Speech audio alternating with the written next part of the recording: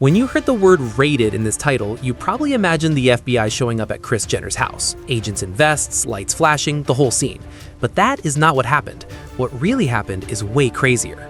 Millions of people online, on TikTok, on Twitter, on Reddit, started digging through every old interview, every business deal, every birthday photo, every court document they could get their hands on. They raided her entire history. And what they uncovered is exactly what this video is about. Because right now, Ray J has filed court papers claiming Kris Jenner personally arranged the sex tape deal back in 2007. And the internet instantly asked one question. If she could do that to her own daughter for fame and money, what else was she capable of? And that question led straight to Jeffrey Epstein.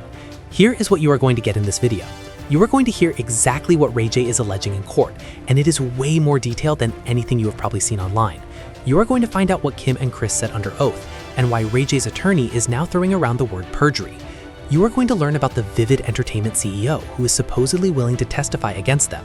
And then you are going to see how the internet linked all of this to the Epstein files, and why the Kardashians cannot escape these connections no matter how many times they deny them. Now, before we jump in, I am not going to waste time explaining who Kris Jenner is. Most of you already know she's the mother of Kim Kardashian and the rest of the Kardashian sisters. So let's focus on the tape. Most people already know the basics. In 2007, an explicit tape featuring Kim Kardashian and Ray J was released by a company called Vivid Entertainment. The official story was always that it leaked without Kim knowing. Kim sued, Vivid paid, and somehow that entire scandal turned Kim into one of the most famous people on the planet.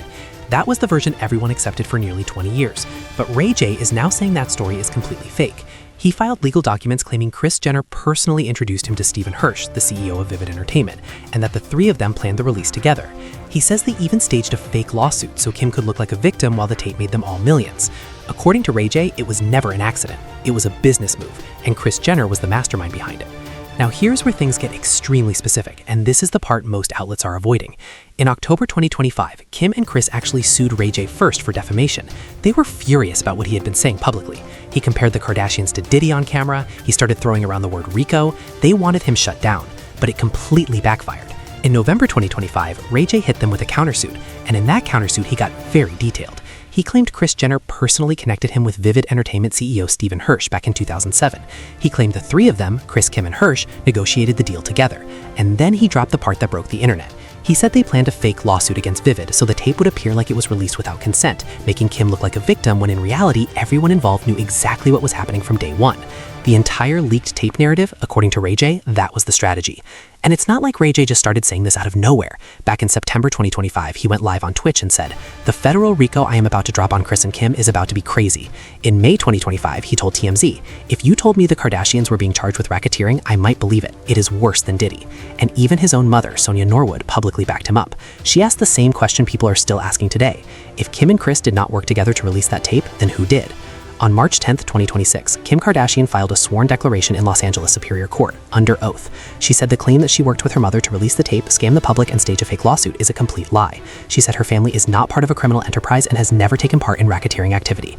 And then, and this part is honestly wild, she added that Ray J's accusations are damaging her chances of becoming a lawyer. Kim Kardashian is currently studying for the California bar exam. She needs a clean image and a clean record to move forward. And right now, someone is publicly accusing her of being part of a racketeering scheme under oath. That same day, Kris Jenner filed her own sworn declaration too. She said the allegation that she controlled commercial exploitation is completely false. She said she never asked, encouraged, or helped Kim film any sex tape. And then she said the idea that she orchestrated her daughter's tape has haunted her for decades. She said she has been in therapy because of what Ray J put her through. That word haunted, she chose that word for a reason.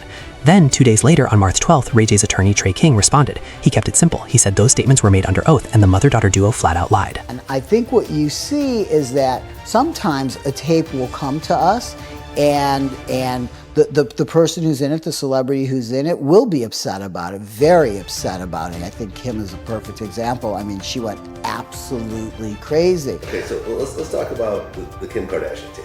Talk about the whole story about how you obtained it and what actually happened afterwards. Well, it was brought to us by a third party. Ultimately, we were able to have a conversation with Kim after much back and forth and lots of legal stuff going on. On March 14, 2026, Ray J's legal team dropped an announcement that the Kardashian camp clearly was not prepared for.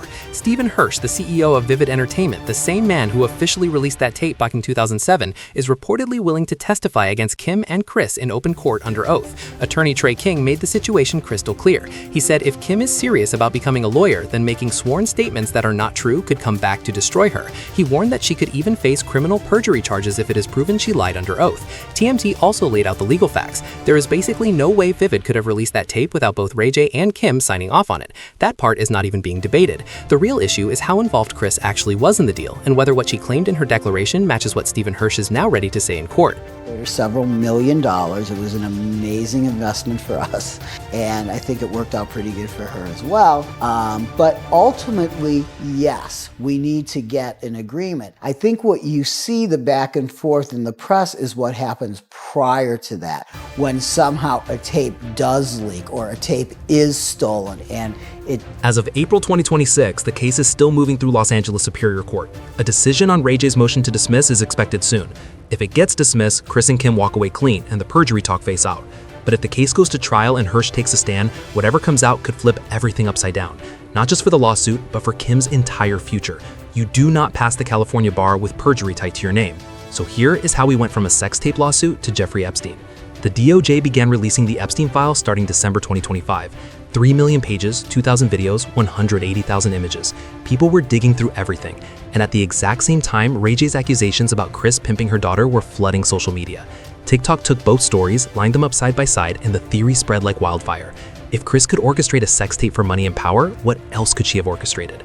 Online investigators started looking at how the Kardashians built their relationships. Athletes, rappers, billionaires, politicians. The pattern people kept pointing out, Kris repeatedly placed her daughters around powerful men in a way that looked strategic. And people started asking whether that makes her, in their words, the Ghislaine Maxwell of entertainment. Now, to be clear, Ghislaine Maxwell is in prison for trafficking. That is a serious accusation. And there is no proof that Kris Jenner ever did anything remotely like that. But the internet does not focus on what is missing. It focuses on what fits the narrative. A victim complaint was actually filed in the Ghislaine Maxwell case that does name the Kardashian sisters, but not in the way you might assume. The complaint alleges the Kardashian sisters helped Maxwell use a victim's identity for fraud, claiming they helped use someone's name and financial information to boost their own business ventures. The complainant admits they do not have documents proving it yet, but the complaint is in the public court record. It exists. Then there is Kris's 75th birthday party on November 8, 2025, Jeff Bezos' Beverly Hills mansion, reportedly $6.5 million. The guest list included Bill Gates, Mark Zuckerberg, Prince Harry and Meghan Markle, Oprah, Tyler Perry, Beyoncé, Paris Hilton, and Bruno Mars performed. Police were reportedly called multiple times, and almost everyone walking in was covering their face. The timing is what keeps getting highlighted. That party happened right as new Epstein files were about to drop. Many of those guests are people whose names have floated around Epstein-adjacent discussions. So the theory online is that it was not really a birthday party. It was a meeting. Powerful people in one room checking in before the next wave of files came out. There is no proof of that, but the questions refuse to die. Kanye West has been saying for years that Kris Jenner is the Ghislaine Maxwell of the entertainment industry. A former Yeezy staffer leaked claims that Kanye had collected evidence pointing to Kris acting as a recruiter, linking powerful men to young women in exchange for access and opportunity. And Kanye said he was scared for his own daughters, North and Chicago, because he believed Kris was planning to do to them what he claims she did to Kim. And here is where it stops sounding like gossip and starts looking like a machine. In 2008, Kris Jenner founded California Community Church. Members pay $1,000 a month plus 10% of their income. The church is registered as a charity, meaning Kris gets a 10% tax break every year. And whenever one of her kids needs a write-off, they donate to the church, keeping the money circulating inside the family. Kim's eBay charity auctions listed that church as the beneficiary. Tax records show it brought in nearly $45,000 from Kim's sales alone. Then there is the Forbes scandal. In 2020, Forbes removed Kylie Jenner from their billionaire list. They claimed the family inflated Kylie's wealth, and that tax document submitted under Kris Jenner's direction appeared forged. They compared the moves to Donald Trump-style financial maneuvering. Kylie denied everything, but the image they sold for years, the youngest self-made billionaire built from her bedroom, cracked. And once that cracked, people started asking what else was fake. At Kris's birthday party, there was one guest that caught the internet's attention in a very specific way. Lou Taylor, Britney Spears' former business manager, a woman with deep Kardashian connections. She was there. Online speculation has linked Kylie Cosmetics' money to funds that allegedly disappeared from Britney's estate during the conservatorship. Again, no proof, but Lou Taylor standing in that room with the Kardashians while the Epstein files were dropping did not go unnoticed. And then there is Corey Gamble, Kris's longtime boyfriend. Kanye West has publicly claimed multiple times on recorded calls that Corey Gamble is CIA, that he was planted inside the family to keep tabs on them. According to Corey, Corey is the bridge between whatever Kris is allegedly running and the powerful people protecting it from the outside. You You can believe it or not, but Kanye has repeated it for years, and people around him keep feeding the narrative. So now I want to hear from you. Do you think this case goes to trial? Do you think Kris Jenner set up the tape? And what do you make of those Epstein connections? Coincidence or something darker? Subscribe if you want to stay on top of this as it unfolds, because the next round of court filings is coming, and we will be right here when it drops. See you next time.